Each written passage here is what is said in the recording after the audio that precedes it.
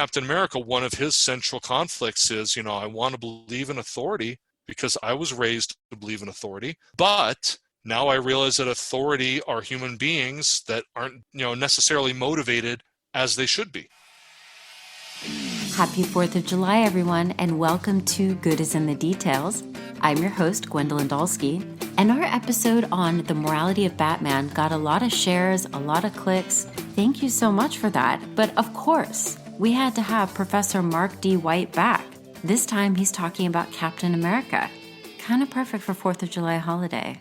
Mark has this uncanny ability to take the superheroes that we love, these comics, these storylines, and delve into the philosophical underpinnings that really make these stories great. Captain America, the virtuous man, the man out of time. We learn, is he too perfect? What would he think today about American discourse and the divide? Would he wear a mask? And what would he think about Black Lives Matter? What are the virtues of Captain America, and what can we learn about living well through Captain America? I'm joined once again by co-host, LA lawyer, transit whisperer, the very funny Rudy Salo. You want to tweet Rudy Salo? It's at SaloRudy. You want to get in touch with the podcast? We're on Instagram, Good is in the Details Pod. Tag us. If you're listening to an episode, take a screenshot. That would be very cool. Or you can tweet us at In the Details Pod. I also want to say thank you, everyone, for your support, for the reviews, for the patrons. It's very exciting to see this podcast grow. I started it because in my philosophy courses, I noticed that my students really did seem to enjoy these deep conversations. And I thought, why not bring that outside of the classroom? See if other people would enjoy them. And it seems to be going well. So thank you so much. I'm glad you're enjoying them. I'm glad that this is a platform for maybe thinking more about deep issues about the good life. If you haven't yet, please rate and review the show. That helps the show continue to grow. And yeah, let's talk about Captain America. Okay, Mark, welcome back to the show. Thank you. We're going to be talking about the virtues of Captain America. And I have a lot of notes here. I love virtue theory. I really like it, and one of the reasons I like it is because it puts responsibility on the shoulders of the agent. And I think that that's absolutely timely. Rudy, we did an episode the other day when I was talking about Aristotle's virtue ethics, and that I really like that, especially when it comes to my classes that have to do with technology, because technology often outpaces existing law, which would make virtue infinitely more important when it comes to making decisions. So when it comes to Captain America... Can I make a recommendation for the folks that are out there, like me, who don't have virtues? No, just kidding. That don't know virtue ethics. For the non-philosophy geniuses that you two are, can somebody just give a really brief explanation of what that is before we talk about Captain America himself and virtue ethics? A virtue at its core is a positive character trait in its most general sense. The ancient Greeks wanted to know, what does it mean to live life well? And what it meant to live life well was to exercise these positive character traits. So a lot of times when we think about right and wrong, we'll think, did you, helping a lady across the street, or did you follow this rule, or did you break a rule? And virtue ethics takes us in a different direction. It's asking, are you enhancing your capacity for reason? Are you flourishing as a human being? And then the rules really are byproducts of a strong character, or they're unnecessary if you have a strong character. So to create a rule to say don't cheat would not be necessary if you embodied the character of the joy of being honest. So that is the foundation of what it means to live life well and to be good.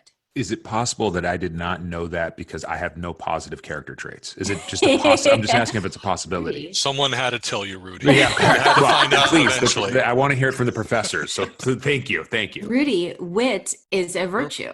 No, so come on. No, it's not. Really? Is that true, Mark, or is she kidding me? Is she pulling my skinny legs? Yeah, okay, I'm going to yield to Mark's expertise here. So Mark, you go ahead. No, that was great, Gwen. I think that was a great explanation. When I explain it, let me tie it into a previous discussion we had about Batman and ethics, where with Batman, the main systems of ethics we talked about were utilitarianism, maximizing the good, versus deontology, doing what's right, avoiding what's wrong. And the way virtue ethics, in my mind, contrasts with both of those ties into something you said. Both of those focus on what you do or don't do, where virtue ethics focuses on what type of person you are. And those are linked, of course. I mean, the type of person you are determines what you do or don't do. But virtue ethics, changes the focus from are you doing well, are you doing right, are you doing good, to say what type of person are you who does these things or doesn't do these things. Like you said, you don't have to think about, do I follow a rule to not lie if I'm generally an honest person? And that is, for the ancient Greeks, the way to also enjoy your life. It's not Right. just a matter of, so sometimes people will think if you're being good or if you're being moral, then you're not enjoying your life. But for the ancient Greeks, those two things go together. Okay. Right. The saying virtue is its own reward. Yes. And you mentioned that in here with Captain America, that when he's acting in such a manner, it is for its own sake. Right. Okay. Well, the virtues of Captain America. So I know a couple ways that I want to go about this. The virtues themselves, but something that you were interested in was how it relates to today and why these virtues are important for understanding a divided America that we see today. That being said, may I ask, when did you publish this? When did you write this? I knew that was coming up.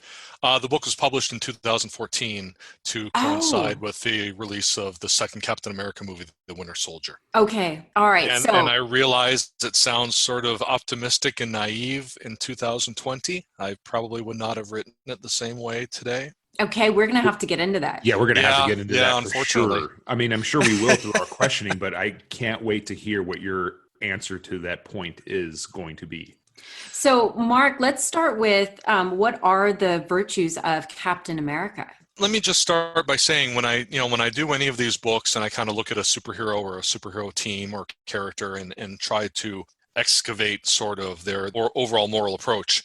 I mean, Captain America was an easy one to look at and cast in terms of virtue ethics. Because, I mean, he is known in the Marvel Universe as the moral center of the Marvel Universe. And given that this is comics, he dies from time to time and people mourn him and the universe goes on without him and then he comes back. And you always notice when this happens that the Marvel Universe itself becomes sort of untethered and the heroes lose their way and they don't know what they're doing. And then when Captain America comes back, he rallies them all. He provides the moral compass they need. Not that they all necessarily agree with him all the time, but they know that, here's the guy that sets the standard that we have to compare our own ethics against. It's kind of like, when we teach ethics in class and we focus on central figures like Aristotle and Bentham and Kant or Mill. And we're not saying you have to agree with these people, but you have to know what these people are saying. You give them the benefit of the doubt that they've thought about this, and then you sort of evaluate your own moral code versus theirs. They set the benchmark. And Captain America sort of serves that role in the Marvel Universe, is that he sets the benchmark for all other heroes to say, yes, I'm like him in this way, but I'm not like him in that way. And if everything's gone to chaos, then he's the one that can always look towards to at least start to guide them back towards right. And part of this is that his ethics is, I think, best described in terms of virtue ethics, though in the book I do reference that he's also a deontologist to some extent. Because he believes in a certain, a responsibility towards duty. He is, connected with the military. Duty is very important, but virtue is also very important there as well. So it's a nice blend for someone like Captain America. Another reason I chose to do that, in kind of an overall theme of the book that I think you were hinting towards before, Gwen, was that one of the reasons I wrote the book is that especially before the movies started coming out, Captain America was very widely misunderstood among the broader public that didn't read the comics. And he was usually thought of as an old-fashioned anachronism. He was behind the times. He was a jingoistic, flag-waving toady of the U.S. government.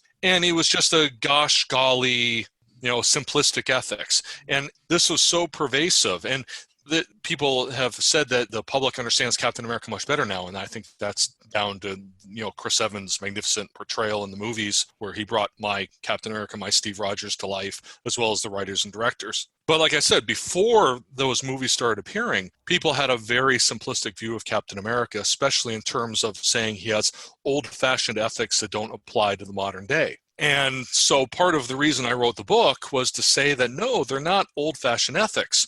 They're very straightforward.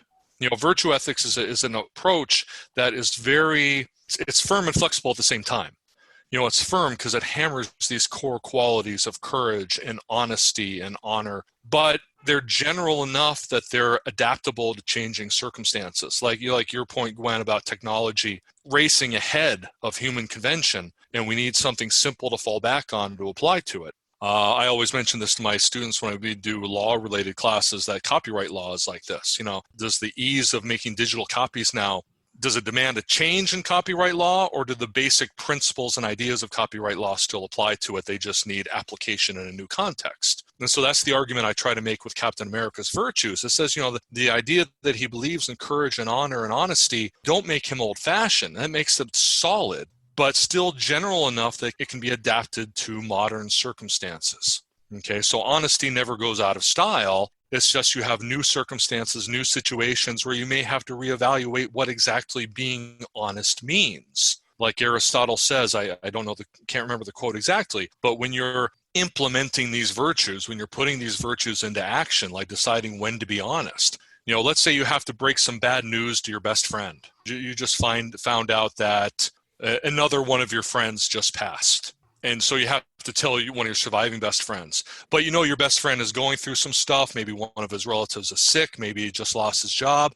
And you have to decide, when do I tell him? How do I tell him? Do I wait? Do I take him out for drinks first? Do I just rip the Band-Aid off? How do I do it? And that's what Aristotle talks about when he talks about implementing these virtues. Because just saying be honest doesn't tell us anything. Right. And so Aristotle says, I can't remember again the exact passage, but it's be honest in the right way, at the right time, in the right place, to the right degree. In other words, there's a lot of judgment involved in exactly how to implement these virtues. And so I try to make that point throughout the book, that even though Captain America's ethics can be best described in terms of these virtues, that doesn't mean that his decision-making is easy, because these virtues are very general. The hard part is how to put them into practice. How to be courageous, when to be courageous, to what extent to be courageous. And definitely, the standard for me being courageous is different from the standard for Captain America being courageous. So it's also very dependent on the person doing them. So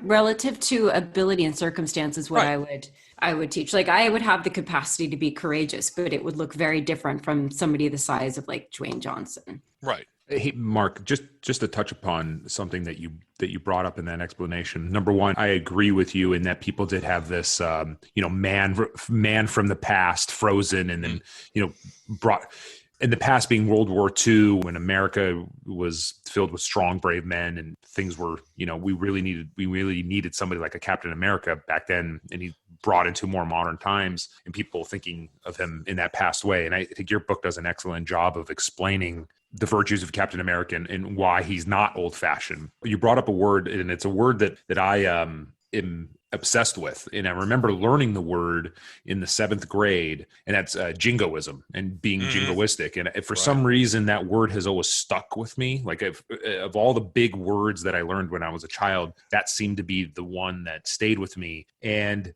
would you even say, if you just looked at Captain America and you see that he's wearing the American flag and he's got the shield and everything, when you look at him, I agree, it screams jingoism and right. the problems of jingoism. But if you really think about Captain America himself, he probably would be against the jingoism. Oh, absolutely. Like 100%, like, because the might of America doesn't make it right. It's the great things about America are the virtues that are allegedly laid out in our Declaration of Independence and some of the foundational principles of our Constitution that, Captain America is supposed to be supporting. But I just wanted to ask the question, do you agree that, in fact, Captain America would be anti-jingoistic? Oh, absolutely. The central phrases I try to emphasize in the book and everything I've done since has been that Captain America always believes in principle over policy or principle over politics. In other words, he believes in the founding principles of the country, which you can state any number of ways, but in the book, I think I say liberty, equality, and justice. And of course, those are all umbrella terms themselves, so they can be implemented differently. But one of the surprising things that people who aren't familiar, and again, this was mainly before the movies because we've seen quite a bit of this in the movies, but the people that weren't familiar with the character years ago was that even though, you look at him, you don't know anything about him, you think, oh my gosh, this is like super patriot, he just supports the government and whatever they do.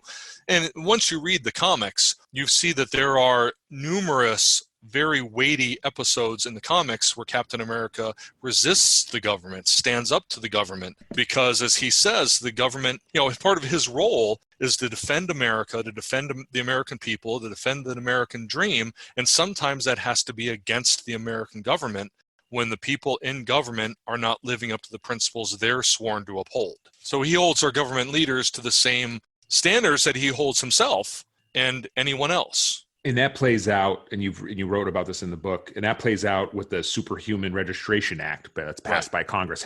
He believes that act, and what eventually leads to civil war, is against true American ideals, and that is an example of him going against the American government. Right. And there's also been important stories where there is corruption in the American government. Those are kind of obvious, where actually a supervillain will infiltrate the government. And then the government literally is a supervillain. It's not really so much a political critique. There's been other stories where, a shady group within government. There's one story where it was the captain episode where he was, they asserted their control over him. They say, you work for us, we can tell you what to do. And he says, no, you can't tell me what to do. I know what to do. So he actually gave up the role of Captain America, and they gave it to more of a jingoistic, nationalistic, more forceful, militaristic person, kind of like a very right-wing version of Captain America, or closer. It may have been, in a meta view, it may have been the writer trying to make the point that this is what a lot of people outside comics think Captain America is. Let's see what would happen if Captain America actually was this. And then the true Captain America had to come back to fight his replacement, which is exactly what happened in the comic. The fascinating thing about the Civil War episode, and I wrote an entire separate book about this, is that was one of the main times that Captain America resisted the government when it was actually implementing the will of the people, because the Superhero Registration Act was passed.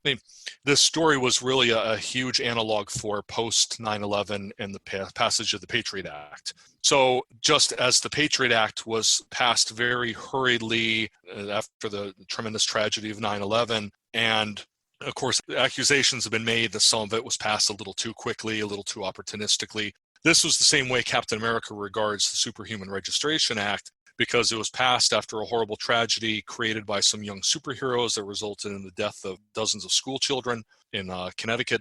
And so the American people spoke up that, we're sick of these superheroes running around unaccountable, unregistered. And so they pressed Congress to pass the Superhuman Registration Act. And when Captain America refused to obey this law, several other people made the point to him, say, you're not resisting the law of a corrupt administration anymore.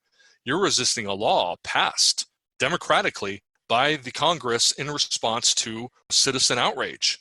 And he says, I still think it's wrong. Just because the law was legitimately passed doesn't mean he's going to agree with it when he still thinks it stands against American principles as he sees them. You brought this up with John Stuart Mill and his essay on liberty, or his book on liberty. What would we say? Long essay or short book? Short book. Short book. Give him the royalties. That just because the majority says so, or because the law is there, it doesn't follow that is justice. And that's where we get the notion of the tyranny of the majority. That, exactly.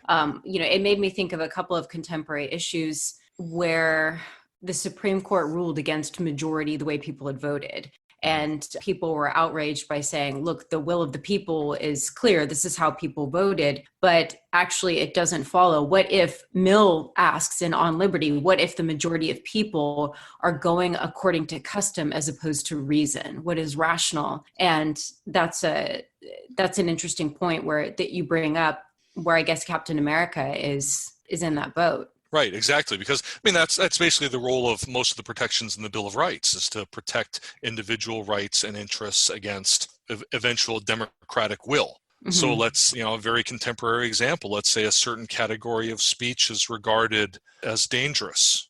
And so the people overwhelmingly guide their elected representatives to pass a law banning a certain type of speech, certain venue of speech at a certain time in a certain place. And that law may be passed according to democratic standards, but the fact that it violates this protected right, that's the best example to me of what Mill was talking about. People often take tyranny of the majority too far. They think you're just arguing against majoritarian rule, but it's really just protecting, most emphatically, it's protecting minorities from the majority. For instance, if after some horrible tragedy, the American people guided their elected representatives to vote some action against some group of people, like we can imagine very well could have happened after 9/11. The Bill of Rights stands up to protect those people and say, so what if 90% of the population wants this? These rights protect everybody, including the 10% of the population who the 90% may not like right now. Right. I've got a little question later about America's focus on individual rights and how that plays out in the Captain America universe. I feel like Captain America probably would be one that would always focus on individual rights because at the end of the day, this is just my opinion playing the amateur philosopher here, but this is what I got from your book. But Captain America doesn't believe that the ends justifies the means, and he's not a utilitarian. Would that be correct? Generally, especially when you oppose him to Iron Man, who's very much a utilitarian. And so there's many times in the book where it comes down to a philosophical battle. And sometimes they use this exact language. Iron Man will be defending some decision he made on utilitarian grounds, and he'll tell Captain America, you don't understand this because you don't believe the ends ever justify the means. Both of them are sort of exaggeration, because even if Captain America were a pure deontologist as well as a virtuous person, it's not that the ends never justify the means, it's that they don't always justify the means. So, let's take a very contemporary example of rights versus the common good. The whole idea of, should we wear masks outside? Bingo. I was hoping you were going to go there. You knew about that, did you? I did. No, I was hoping you were going to go there and talk about it within this context. Well, yeah, because that's the idea that, yes, we have rights. Yes, we have common interests. And one is not going to win over the other in every sense. In other words, rights are not always absolute. The common good is not always absolute. They have to be weighed against each other in specific circumstances. And in my view, the right to go outside with your face not covered by a mask is not an important integral right in American constitutional law. It's not at all. Okay, but what would Captain America do? I think he would wear a mask, and he would urge everyone else to wear a mask because it protects other people at very, very, very, very, very little cost to you. It's inconvenient. It's sweaty. People don't see when you're smiling. I get all this, but you're saving someone else's life. No, I agree. I know I'm not trying to convince you. I'm saying this is what Captain America, he sees both sides of this. He obviously believes that there are important rights that need to be protected from an overzealous government. Okay? But he also believes that people should stick together and support each other and help each other, and especially when this comes at very little cost. If it were a question of, I don't even know what it would be, but if it was a question of you had to give up one of your protected rights stated in the Constitution to help other people. If we told people you can't speak when you're outside to help to save other lives, that'd be another thing, because obviously a government could misuse that to help to tamp down on speech. Okay? But we're talking about wearing a mask.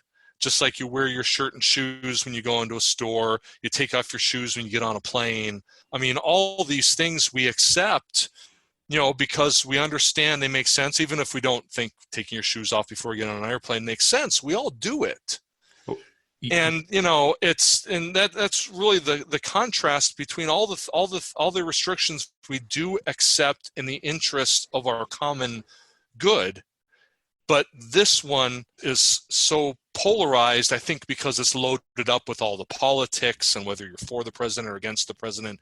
And it becomes more about that. If it were just a neutral matter, if we didn't have such a divided populace about the current administration, I think we'd be much more accepting of, let's wear a mask to protect our neighbors.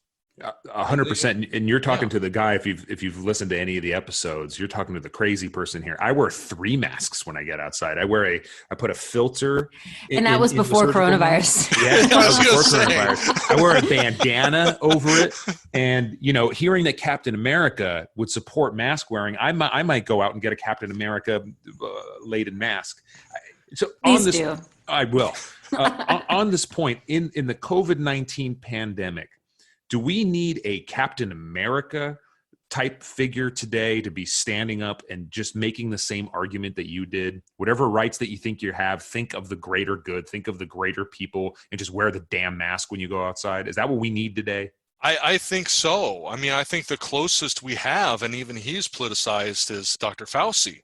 He seems to be the one person kind of in the relevant group of people that many Americans from both sides trust. And, he's certainly said enough, especially I think just yesterday, that yes, we have to wear masks. And I think people have done a wonderful job trying to get across the point that the mask doesn't protect you. The mask protects other people. So in other words, it's not like, motorcycle helmets. Personally, I don't care for motorcycle helmet laws because to me, they're paternalistic. And it doesn't protect anyone else. If you want to go ride a motorcycle without a helmet on and you want to take that risk, I'm not saying I would do that myself. I would wear a helmet, but that's my choice. If someone else wants to ride a motorcycle without a helmet and risk their lives, that's their concern. Of course, they have loved ones, the healthcare system, everything else, but that's primarily their concern. But with masks, the person wearing the mask, you're not wearing it to protect yourself. You're wearing it to protect other people. If it was just to protect yourself,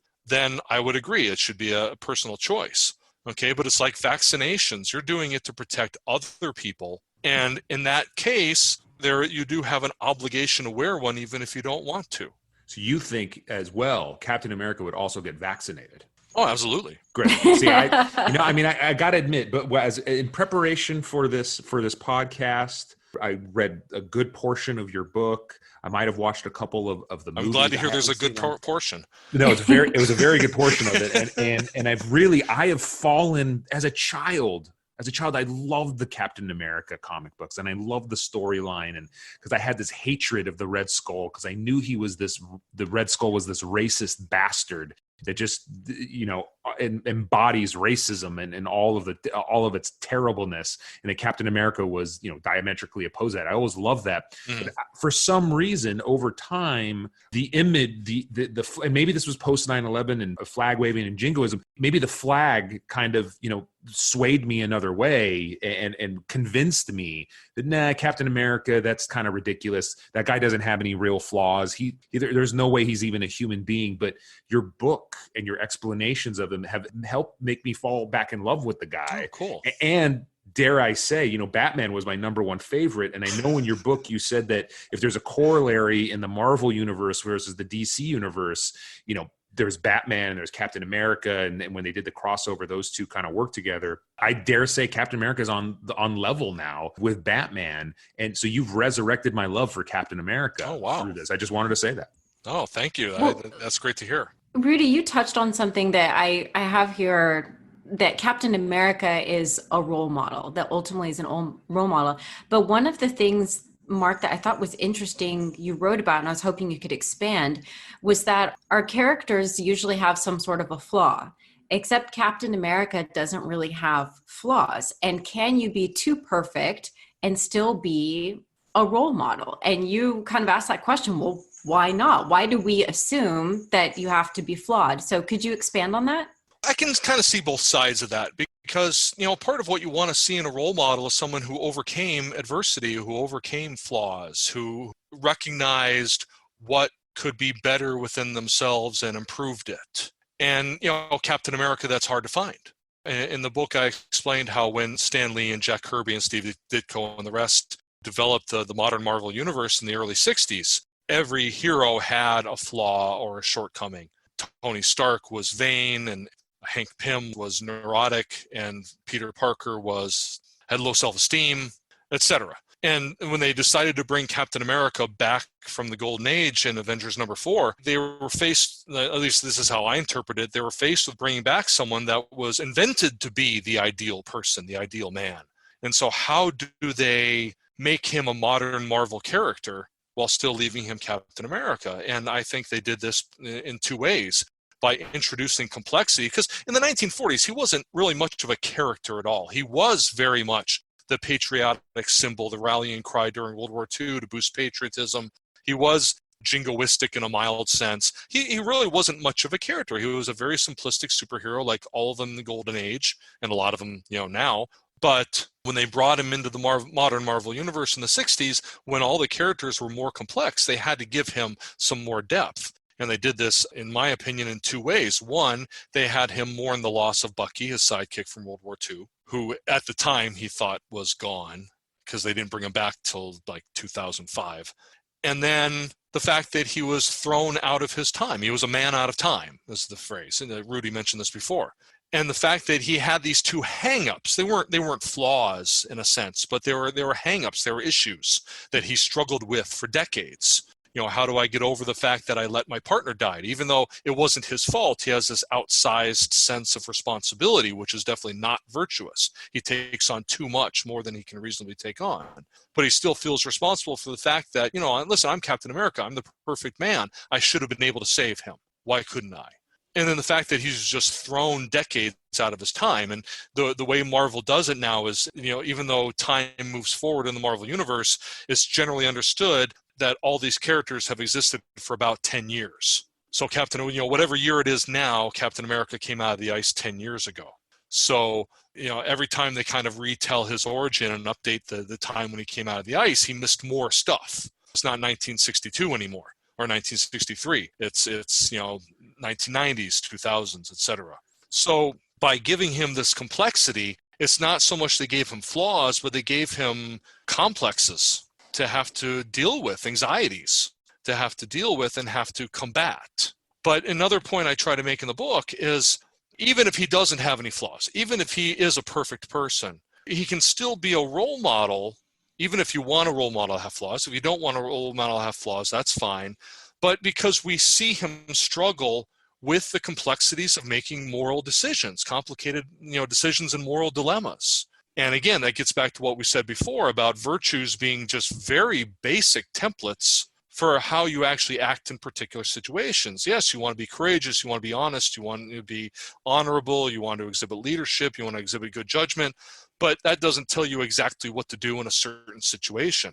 And he has to put these into practice with all the contrasting considerations and decide what to do in a tough situation. And you can see this, every time all these, the famous stories, the ones I think of are the ones where he has to face up against the government or against authority, whom he's accustomed to giving the benefit of the doubt until they show that they don't deserve that. And so he's got this pull between, he generally has a baseline respect for authority, because he did come up in the military. He wants to believe that those people in charge have the best interests at heart. But on the other hand, when he sees that they don't, that causes a conflict. And then when he sees definitely enough that they don't, then he decides, okay, they don't deserve my respect anymore. The American people deserve better. I have to act. So this is, just like with Batman, the struggle is between how do I protect the people of Gotham while I continue not to kill the Joker who's killing them. Captain America, one of his central conflicts is, I want to believe in authority because I was raised to believe in authority. But now I realize that authority are human beings that aren't, necessarily motivated as they should be. Sometimes it's hard for me to relate to Captain America because he is so, not flawed and perfect and he always does right. There's one way that I do relate to him.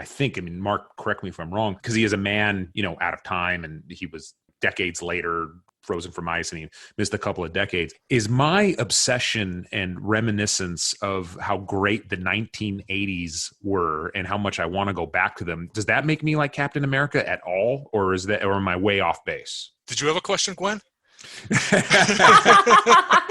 You don't love the 1980s either? I mean, like, don't you want to go back? I want to go back in time. I was wondering, Mark, if you could also, thank you, Rudy, for that. Well, can I build on this for a second, Gwen? I didn't mean to interrupt you, but there's a fantastic story. It was about 10 years ago, I guess. It was a mini series called Captain America: Man Out of Time, and it was written by Mark Waid, one of the great Captain America writers over the years.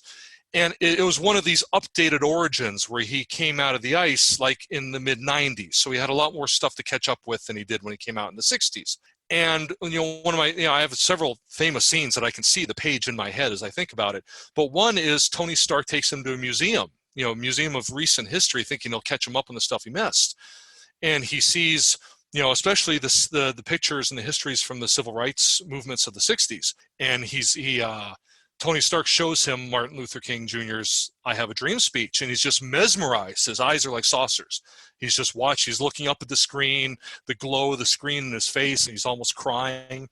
And he couldn't believe it. He's in love. And after he does this, after he gets kind of caught up with society and everything, the good and the bad, he actually has a chance to go back to the 1940s after the war ended and try to see what happened to Bucky. This is a new part of the story. It was never mentioned before. But he goes back, and this is after being in the present day maybe for weeks. Okay, so he's been wandering around the modern day, the 90s. Everything's disorienting. He doesn't like the cars. He doesn't like the rush, the fashions. Everyone's talking. Oh, my God. And so he goes back to late 1945. And at first, he's okay. These are my people. I recognize the way men and women are dressed. The prices are better. The food is what I like. It's a little calmer. But then he starts to notice, like he goes into a diner to have a burger, and the guy next to him, after the waitress takes his order, he slaps her on the behind. And Captain America looks at that and says, wait a minute, that's people didn't do that in the 90s as much. He didn't see it when he was in the 90s. And he's like, wow, we did this a lot back then, didn't we? I didn't even realize that at the time, but that wasn't right. And then he goes to a baseball game, and he notices that the fans in the baseball game are segregated. And all the white fans are at the lower tiers of the baseball stadium, and all the black fans are in the upper nosebleed seats. And he's like, oh my God, I forgot about this. And so he goes up and sits with a couple African-American fans in the nosebleed seats. And he says, wow, I didn't, because he was so acclimated to all this in the 1940s, it took to being in our present day for a little bit to realize how things had really gotten better. I mean, they're different, and he didn't like the way they were different, but he realized then that we've made progress, and then he said, okay, now I kind of want to be back in the 90s because society had progressed. Not perfect by any means, but, there was more respect for women, more respect for African Americans, etc., than he forgot about when he was in the 40s because he was used to it. On this very, very point, because you did reference that storyline in the book and him feeling sad that he wasn't there, be a part of the civil rights movement. Mark, would Captain America support the Black Lives Matter movement? Yes. I think so too. That had come to that same conclusion as well, that he would definitely be supporting that. Yeah, because he's a firm anti-racist. And there's been a number of times where he has expressly supported. I mean, it almost goes without saying. I mean, it's not. It isn't just that he, like they make the distinction between being not racist and being anti-racist. He is definitely on the anti-racist side. All superheroes, just by virtue of being heroic, are not going to be racist. But I think he is, not necessarily the most anti-racist hero, but, it's definitely part of who he is. He resists it and counters it when he sees it. And there's several storylines. The one that I mentioned in the book is Captain America Truth, where he finds out that back when he was off fighting in the war, the American government was trying to replicate the super soldier serum treatment with African Americans. So it was basically the Marvel Comics version of the Tuskegee experiments. And one of those victims of the experiment, patients, whatever you want to call them, survived, and he found out about him. His name is Isaiah Bradley, and he's considered the African American Captain America, or the first Captain America, because Steve Rogers may not have been canonized Captain America by that point. And he meets, Captain America meets Isaiah Bradley, and it's just like you can imagine if he'd been able to meet some of the civil rights leaders in the 60s. He's just like, I can't believe this happened. I can't believe this happened to you. And Isaiah Bradley's grandson, Elijah Bradley, is a very young teenager, very activist, very angry. And he actually becomes a patriotic superhero in the model of Captain America in the Young Avengers called Patriot, but he does it his own way. I was actually asked this question by a journalist a couple days ago. Would Captain America support Black Lives Matter? And I said, I think he would be marching, but he wouldn't be leading the march. He would go to whoever was leading the march, and he would say, I want to march with you. I want to march alongside you, but this isn't my cause to lead, but I'll support you in whatever way I can. Did you hear that, Gwen? I'm as good as a journalist in my questions. That's basically what I took from that whole thing. It's my entire soliloquy. It was all about me at the end. Blah, after that. I'm really glad. Well, I guess something that I want to ask you was this discussion about honor in your book, and you talk about the complications of honor being internal, external. Could you expand on that? Yeah, just that honor is a very fraught word. And that, because we have very positive and negative connotations of it that are somewhat related, but I hope are distinct in how I explain them in the book. We on the positive side, we think of honor like integrity, having personal integrity, having your own standards and holding yourself to them. That's the way when I say honor, that's what I mean. But there's external honors, on the milder side, external honors are when you get an award, or when you get a degree when you finish college or grad school. That's an external honor. But, that's not why you're doing it. You're doing it for your own reasons, and that's just kind of a medal. But the negative sense of honor is the kind of thing that leads to honor killings in many societies, where if you're a child and you do something to disgrace your family, something that is a violation of strong social norms, then in some societies, family members will be justified in their sense to kill you, and they're known as honor killings. I don't want to mention any society or culture in particular, but that's more of a sense of injured pride that, my child went off and did this. Perhaps they got married without my permission. And that embarrasses the family, that embarrasses me in terms of my community. So I have to defend that honor by striking back against my child. Okay, that's definitely the negative side of honor. But like I said, that's more like a very narcissistic pride. That, I'm hurt by what my child did, so I have to punish them or I have to redeem myself. It's always in terms of them. It's not in terms of my child did something wrong, I have to correct them, but, in terms of my child did something wrong and I have to reclaim my honor, I have to reclaim my pride. Okay. But again, that's almost extreme obedience to this social norm. You're not holding yourself to your own standard. You're holding yourself to the standard that your community is imposing on you, and then you're taking that out on your child in that specific example.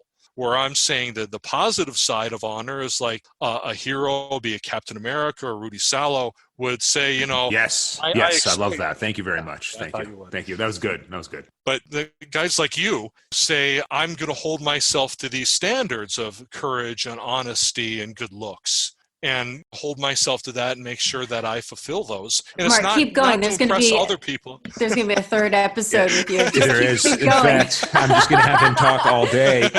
He hasn't made fun of my skinny legs yet. It's perfect. It's wonderful.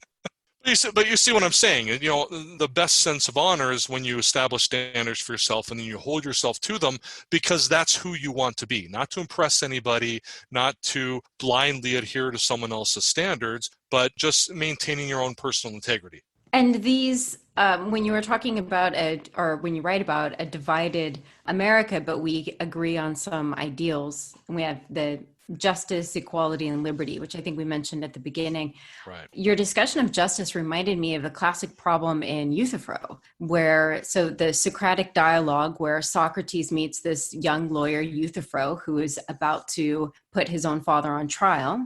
And Socrates says to Euthyphro, do you know what morality is? Do you feel comfortable prosecuting your own father for being immoral? Can you define what it means to be moral? And Euthyphro stumbles over this. And at one point, Euthyphro says, but Socrates, all the gods would agree that this was unjust. And Socrates responds by saying, everybody agrees that the unjust should be punished. What we disagree on is what makes something unjust. That's what it was reminding me of. So if you were to go like today, if you were to go to a Trump rally or, I don't know, Biden's basement, and you were to ask, should the unjust be punished? Everybody would agree on that. Right. But then when you start to ask, well, what constitutes unjust? That's where we get the divide. Right. And if you could expand more on today, America today. Well, let me get to that in a minute, because that also brings up a point I wanted to make about Iron Man. Tony Stark, when on his classic fights, arguments with Captain America, says, "You're never wrong. You're always right. That's so frustrating. How can the rest of us compare with you when you're always right?" And Captain America says, "I don't think I'm always right," because he remembers the few mistakes he's made, such as letting Bucky die or watching Bucky die.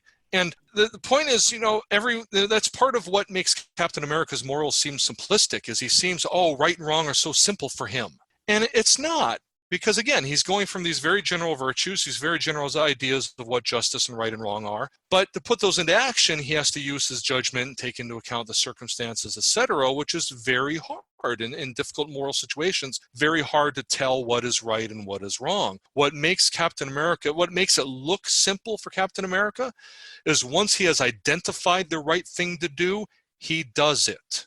He's resolute. He's determined. Nothing's going to shake that once he's determined what the right thing to do is, unless something happens to change his mind. Like, at the end of the Civil War storyline, big, huge cataclysmic battle between the two forces of heroes. And then Captain America at the end notices all of the destruction. They're laying waste to New York City. Even if no civilians died, which is, naive, but let's say no civilians died, it was all property damage. Still, people are going to be putting New York City back together for years after this fight. And then he realizes the line is something like, "We're winning the argument, but we're losing the war." It's some, pithy phrase like that. But he says, "We're not fighting for what's right anymore. We're just fighting." So that's what he says. "We're not fighting for what's right anymore. We're just fighting." So he lays down his shield and he says, "I surrender." So that's a case where for the whole story, he was resolutely determined. He determined that it was right to resist registration, and he was devoted to that up until the last minute when he was convinced otherwise. So that's probably what makes Captain America the most unrealistic, is he has a truly indomitable will. Once he determines the right thing to do, nothing is going to stop him unless something convinces him otherwise. And the fact that he can be convinced otherwise is also one of his admirable traits. I mean, I find his most admirable virtue to be his humility. That even though you have everyone telling him, "You're the greatest in the world, you're the perfect man, you're the sentinel of liberty, you're the defender of American values, we couldn't do without you," Captain America doesn't believe any of that. He just thinks he's a guy from Brooklyn who got lucky, who got blessed, and now is trying to do his job. And so he doesn't buy into any praise that anyone gives him. No, I'm not trying to dodge your question. What I wrote at the end of the book about how by paying attention to the ideals that we have in common, the justice, equality, liberty, and the argument I made in the book was that Americans on both sides of all stripes, we can agree that these values are important, and I thought our disagreements dealt with how we interpreted those. Okay, take just a very simple left-right distinction on liberty. Okay, the conservatives generally put more weight on economic liberty than civil liberties, and the liberals typically do the opposite, put more weight on civil liberties than economic liberties. And libertarians disagree that there's any distinction at all. But there you could have, so you'd obviously ask anybody, any American, "Do you believe in liberty?" "Of course I do." "Well, what does that mean to you?" And then tracing that out is going to lead to distinctions. Okay, same with justice, like your example from Socrates. Okay, we all believe in justice, but it's justice in terms of what, and justice for whom. Equality is probably the one that falls the fastest, because obviously in the last 4 years, like I said, I published this book in 2014, probably wrote it a couple of years before that, and we were in a different age back then. And I have to admit, I look back in the times and I believed in the myth of the post-racial society. I took the election of Barack Obama in 2008 and his re-election in 2012 as, a sign that we took a step.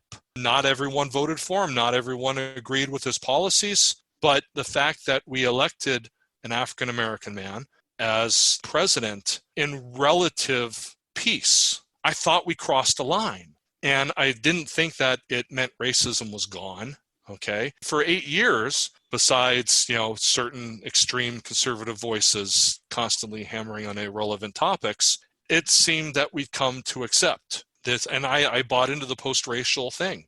I wish I hadn't. Okay. Now I couldn't write the same thing that I wrote and I published in 2014, that we're all united around the same basic values. I just don't think so anymore. And it's very sad.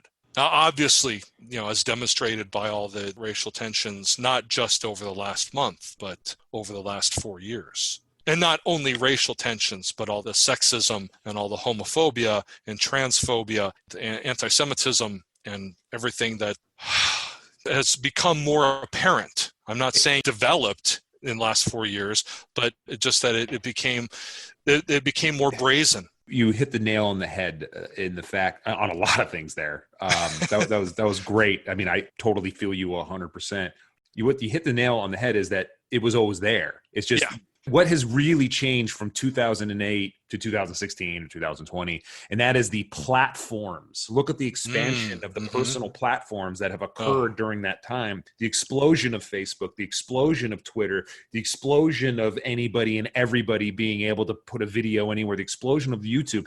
All that hate has been there, and I don't know. Maybe we are a little bit better than we were 12 years ago, notwithstanding the state that we're in today. But the platforms of the hate and the fact that anybody and everybody can get the hate out there, and so now we're kind of like, oh my gosh, I didn't know that the world was this racist. Yeah, it has been. You can go talk to any African American that's out there. Exactly. And they're like, listen, man, I got a bunch of stories. I'm Arab American. I look white. My name sounds white, and the things that I've heard about Arab Americans or Iranian Americans or Muslims or anything, again, I'm Christian too, so I come across as just any other white guy. The things that I've heard throughout my life, because the way I look and I'm a chameleon, would blow people's minds away. When I've told stories, people are like, "Nah, you're making that up," and I'm like, No, I'm telling you, this is what happened, and I documented it and everything. It's always been there. Oh, yeah, right. I might be a little hopeful that there has been some progression, just couples intermarrying, just because people educating themselves, corporations taking better stances. Yeah. Things have always been bad. I'm just praying that they can continue to get just 1% better. And things might go worse for a little while, but I do still think in the end, we as a society will be better off going through these tough times. We just needed to go through them. Yeah. And I think that what will happen is that these ideals of justice, equality, and liberty, my daughter has something to say about that. She should have a voice. I was so Sure. She is the future. That what's happening is that people who say that they believe in these things, they are being challenged. Right. They're and that's not a bad thing. The fact that all this, hate and negative sentiment has been exposed. I mean, it's been brought into the light, so to speak. And that is sort of, even though it's had disastrous consequences, of course, but the fact that we know about it, that my white privilege guarded me from seeing all this before, but now I've been forced to see it, reckon with it, and acknowledge it. And now I have to try to fight against it. And yeah, so there is a certain, now we know what we're up against sense to it. And that provides hope. It does provide hope. Yes. And look, we all can be better human beings. We're not all Captain Americas who are perfect. We all have flaws. We all can be educated. We all can learn how to be better and more accepting human beings. Every single one of us, you, me, everybody. It's about the natural progression. What do you mean? Right. You're on mute. I thought you were on mute. Whenever I bring down her image, her superhero image, she attacks me because it's like a Tony Stark versus Captain America thing. Well, it's right to the point of the situation or context of character is that it's to allow for change, to allow for development. That when you're in a new context, that if you have that core value, that it's okay if it expands and it grows. I've used the example from my students of Katniss from the Hunger Games, that she is exhibiting the virtue of courage. And when she is thrown into the Hunger Games, that she's able to maintain that in context, even though it needs to be expressed differently. But that's what makes her the hero of the story. But just going back to virtues again, Mark, was she kidding when she? I mean, I'm just asking. This is a serious question. I'm not joking. Was Gwen serious when she said wit is a virtue? Like, or is that a joke? Well, it could be. It could be. There's good-naturedness is generally a virtue. It makes you a better person. It makes you a more sociable person. Wit is definitely a part of that. Is there a list that I can go look and check off all the things all the virtues I don't have and can be better at? I'd like to become better. So that's what I'm trying to ask. Well, different virtue ethicists have different lists. I mean, there's no canonical list. I mean, I use courage and honesty just because they're obvious ones, just like, murder and lying are obvious moral wrongs. But, the different virtue ethicists, and talking about the classical Greeks like Aristotle, and then the Stoics, the Roman and Greek Stoics, they all had different ideas, but they're all coming from what characteristics promote a good life and an ethical life, but they all had different ideas of what those could be. And in the book, I didn't really pull from any particular list or ones. Okay. I tried to find the ones that Captain America exemplified and the ones that made him a role model. And they wouldn't necessarily tick all the boxes that Aristotle had or that Seneca had or whatever. Because for 1 second there, I felt pretty good about myself that I had a virtue that Captain America didn't have. I don't think he's as witty as me. But if it's really just a subset of good-naturedness, I mean, that dude is very good-natured. Oh, yeah. But yeah, you made me feel, you put me on a pedestal at the beginning of the show, and now I'm destroyed. I just wanted to let that out there. Yeah. Well, Mark, thank you so much. So we're going to have to do another one. Should we we're going to have to do Iron Man. What do you think? We could do Iron Man. I haven't written that book yet. Oh, no. Okay. Never mind. We'll do another one that you've written. We don't do, that's the whole point. We're going to have to do another one. Yeah, you're phenomenal, man. Your books are great. Thank you. I was just going to say the Civil War book, I focus, that's the only book I've written so far that focuses just on one storyline, but it focuses on the three main heroes in that storyline who are Captain America, Iron Man, and Spider-Man. And they form such a great triangle because you have Captain America and Iron Man having their opposing views about utilitarianism and deontology. And then you have Spider-Man kind of acting in the story overall as the point of view character for the reader. Because he's always been kind of the normal guy in the Marvel universe. He has powers, but he's a schlub. He can't keep a job, can't keep a girlfriend, etc. And here he is interacting with super soldiers and billionaires in armor and Asgardian gods. And so he's kind of the common man. And throughout the story, he kind of reminds Captain America and Iron Man when they're fighting over their grandiose ideals. Spider-Man is the one saying, look, and that person's out of a job. What's that person going to do? What am I going to do? My identity is exposed. This is going to affect my family. These are just ideas to you guys that are fighting over them, but they affect people like me. And so he's kind of this fulcrum that the two kind of balance against. And he actually, or you can kind of call him a moral barometer in that he sides with Iron Man at first because he thinks he's got a good point. But then he realizes that Captain America's got the better point, so he goes over to him. And in the meantime, he's challenging both of them. Unfortunately, in the movie, Captain America just kind of made that little cameo in the movie. But in the comic book, he was really the third important figure in the story.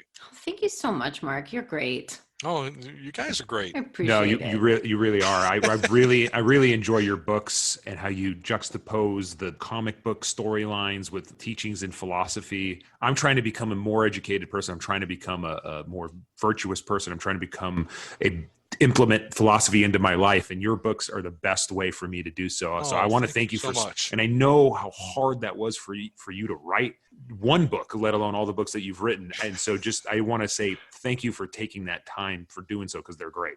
Oh, thank you so much, Rudy. Coming from you, that means a lot. You are a good BSer, though. That is pretty good. You're almost as good as me, man. That's pretty good. Not very virtuous, but I like it. What a compliment. Okay, Mark. Well, have a good afternoon, and we'll be in touch for the third episode with you. Absolutely. Can't wait. Okay. Bye. Bye-bye. Take care. Thank you for listening. Thank you to my co-host, Rudy. You are fantastic. And yes, you are witty, and it is a virtue. And thank you, Mark, for being part of the show again. We look forward to another conversation with you. I will link Mark's website to the show notes. So if you want to learn more about him and about his writings, maybe you want to include it in your curriculum if you're a teacher. If you have any thoughts, ruminations, musings about the show, feel free to get in touch. goodisinthedetailspod@gmail.com. All right, and I hope you're enjoying your 4th of July, that you're social distancing, wearing a mask, washing your hands, and not hoarding toilet paper. Bye. Hey everyone, how are you? Hey, Rudy. Hey, how's it going, Mark? Hey, Gwen. Let me give me 1 second. I just got to get rid of the snoring Boston Terrier really quick.